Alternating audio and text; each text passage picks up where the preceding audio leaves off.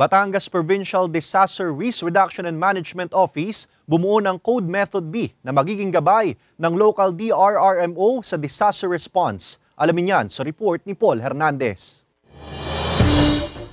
Hindi na lang baha ang nagiging dulot ng biglaan at malakas na buhos ng ulan. Nakikita ng PHIVOLCS na isa sa dahilan ng degasing ng Bulkang Taal at paglalabas ng sulfur dioxide ang nararanasang thunderstorms. Sa tala, mahigit sa 4,500 na sulfur dioxide ang naibuga ng Taal sa nakalipas na 24 oras. Kapag may degassing, tama po kayo kasi kapag nagdidigas siya, lumalakas yung steaming natin and at the same time, yung steaming may kasamang sulfur dioxide yan. Sa tuloy-tuloy na pagbuga ng sulfur dioxide ng Taal, binuo ng Provincial Disaster Risk Reduction Management Office o PDRRMO Batangas ang tinatawag nilang Code Method B. Gabay raw ito ng mga local disaster risk reduction management officers sa kada munisipyo sa pagtugon sa pangangailangan ng bawat bayan sa nararanasang aktibidad ng Taal.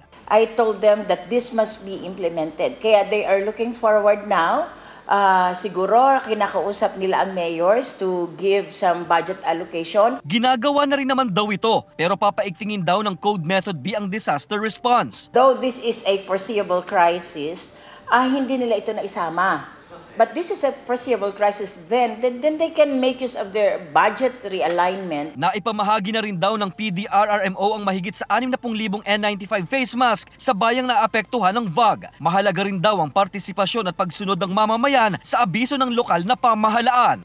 Kasama si Buhay Adante Jr., Paul Hernandez, Balitang Southern Tagalog.